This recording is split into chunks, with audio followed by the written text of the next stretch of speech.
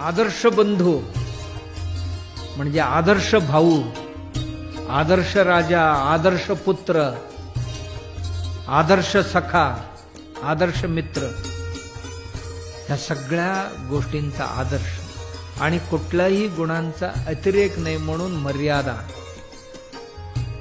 मर्यादा म्हणजे ज्या त्या गुणांची सीमा. नाहीतर कुठल्याही गोष्टींची अति दान आहे, अति चालणार नाही. सेवा अति चालणार नाही. लोभ अति चालणार नाही. करुणा अति चालणार नाही. कोणतेही अति चालणार नाही. त्यांची इतिमिती जाणलेला जो माणूस असतो त्याला मर्यादा पुरुषोत्तम म्हणतात. अशा मर्यादा पुरुषोत्तम भारतीय समाज जीवनाचा आदर्श कसा असावं, श्रीरामचंद्रासारखे असावं अशी एक प्रतिमा आमच्या देशासमोर आहे.